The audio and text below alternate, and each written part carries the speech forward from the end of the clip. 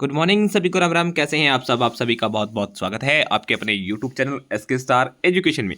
दोस्तों, अगर आप चैनल पर पहली बार जुड़े हैं तो चैनल को सब्सक्राइब करना बिल्कुल नहीं भूलें। साथ ही दी हुई बेल आइकन को प्रेस कर लें ताकि जो भी नोटिफिकेशन आएगी सबसे पहले आपको मिलती रहेगी। ठीक है, तो चलिएगा, आज का जो हमारा फर्स्ट क्वेश्चन है करंट अफेयर का, वो हम जान लेते हैं। और अगर आपको इसकी पीडीएफ चाहिए तो पीडीएफ मेरे टेलीग्राम चैनल पे मिलेगी। टेलीग्राम चैनल है का नाम आपको बता देता हूँ, एसके स्टार एजुकेशन के नाम से मिलेगा मेरे भाई।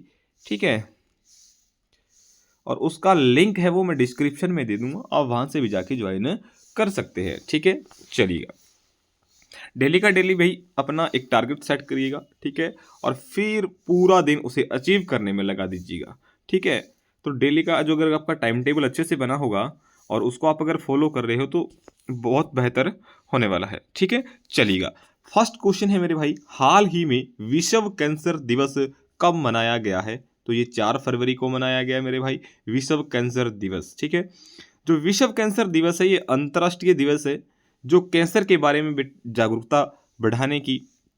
ठीक है, और इससे हम कैसे इससे हम छुटकारा पा सकते हैं, रोकथाम। ठीक है ना, तो वैश्विक कैंसर महामारी जैसे निपटाने के लिए इनको 4 फरवरी को हर साल मनाया जाता है मेरे भाई, विश्व कैंसर दिवस। ठीक है ना, चलिएगा, नेक्स्ट क्वेश्चन।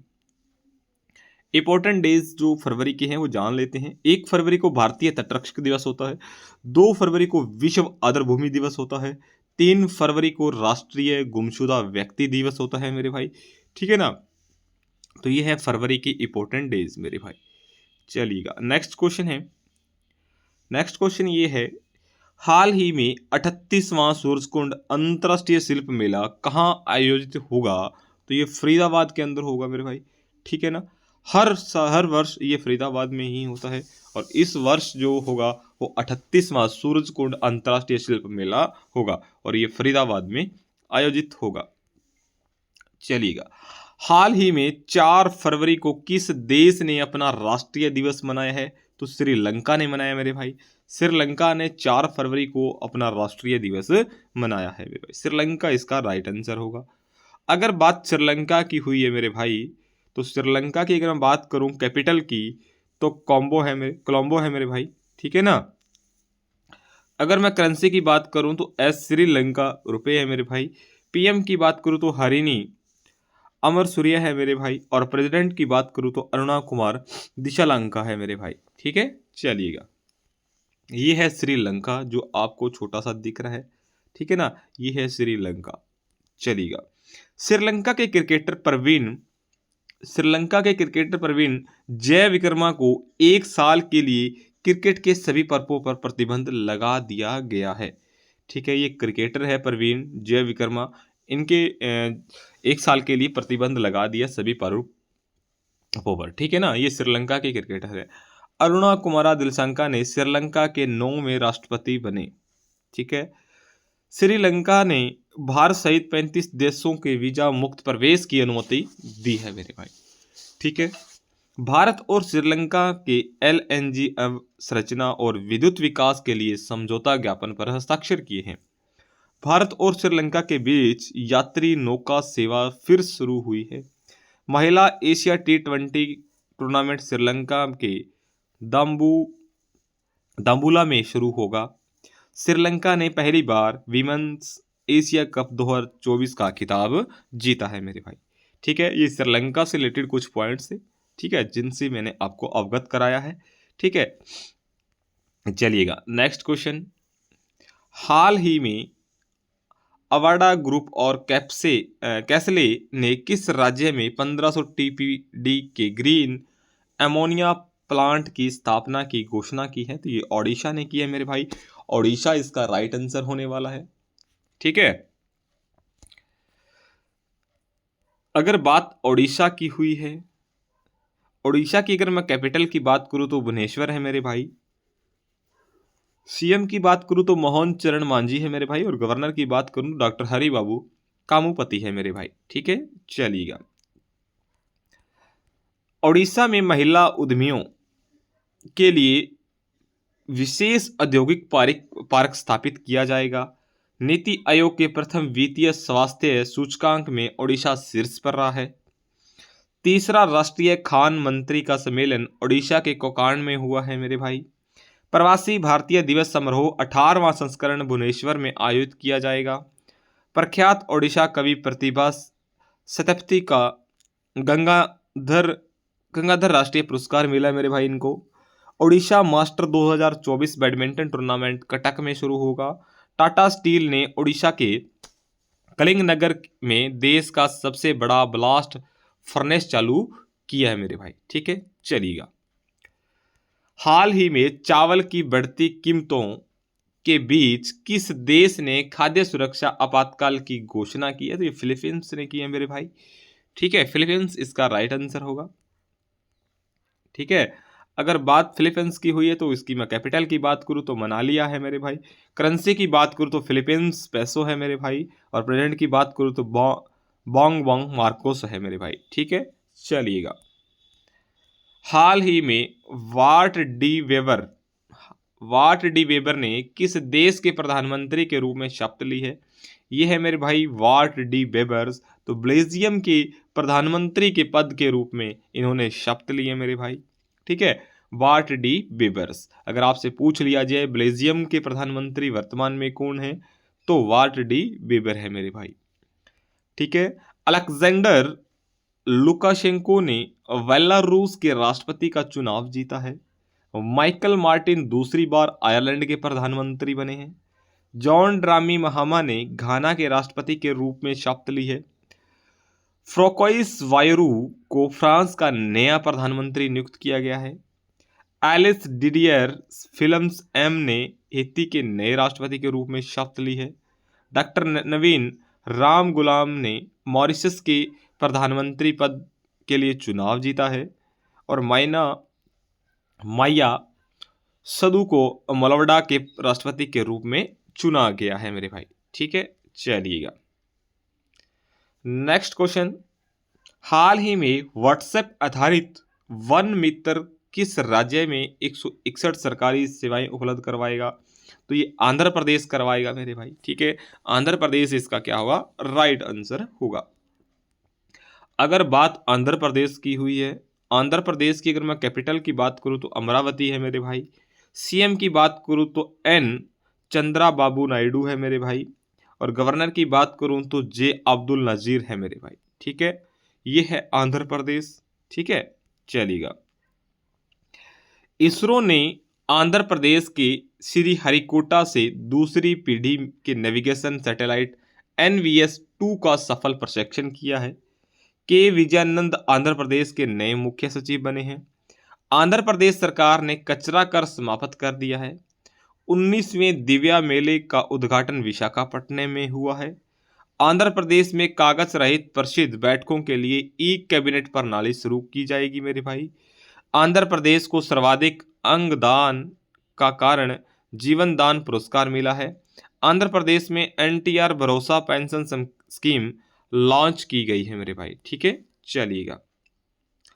नेक्स्ट क्वेश्चन है, हाल ही में आंध्र प्रदेश सरकार ने किसे अपना सलाहकार नियुक्त किया गया है? तो RP ठाकुर को किया गया है मेरे भाई। ठीक है, RP ठाकुर को नया सलाहकार नियुक्त किया गया है आंध्र प्रदेश सरकार ने। चलिएगा। सोनी ग्रुप क्रॉप ने हिरोकी टोटोकी को अपना नया CEO बनाया मेरे भाई। ठीक है, bureau of civil aviation security के महानिदेशक राजेश निर्वाण नियुक्त हुए मेरे भाई। हिसांशी टुकेची को मारुति सुजुकी के MD एंड CEO फिर से नियुक्त किया गया है। लिक्विड प्रोपल्शन सिस्टम सेंटर के नए डायरेक्टर M मोहन बने हैं मेरे भाई। नीरज पारक को रिलायंस पावर का MD एंड CEO नियुक्त किया गया है। न्यायमूर्ति आलोक आराधे ने बॉम्बे हाई कोर्ट के मुख्य न्यायाधीश के रूप में शपथ ली है। महेश कुमार अग्रवाल को BSF का अतिरिक्त पुलिस महानिदेशक नियुक्त किया गया है। धनंजय शुक्ला CISI के नए अध्यक्ष बने हैं मेरे भाई। चलिएगा। नेक्स्ट क्वेश्चन, हाल ही में किसे 2025 ऑस्ट्रेलियाई क्रिकेट पुरस्कारों में अपना पहला एलन वार्डर पदक मिला है? तो ये ट्रेविस हेड को मिला है मेरे भाई, जो कि आपको पिक्चर में दिख रहे हैं। ये ऑस्ट्रेलियाई क्रिकेटर है ट्रेविस हेड। ठीक है ना, बैट्समैन। चलिएगा। अगला क्वेश्चन है मेरे भाई, हाल ही में किस राज्य सरकार ने यूसीसी का मसौदा तैयार करने के लिए 5 सदस्यीय समिति का गठन किया है? तो ये गुजरात ने किया है मेरे भाई। गुजरात इसका क्या होगा? राइट आंसर होगा। ठीक है, चलिएगा। अगर बात गुजरात की हुई है तो गुजरात की मैं कैपिटल की बात करूं तो गांधीनगर है मेरे भाई। सीएम की बात करूं तो भूपेंद्र भाई पटेल है मेरे भाई। गवर्नर की बात करूं तो आचार्य देवव्रत है मेरे भाई। ठीक है, ये है गुजरात। ठीक है, ये गुजरात। ओके, चलिए आगे देखिएगा मेरे भाई। गुजरात ने भारतीय भेड़ियों के आवासों की सुरक्षा के लिए एटलस लॉन्च किया है। देश का पहला एक कंक्यूज of coastal and wader birds यानी जाम नर आयोजित किया गया है।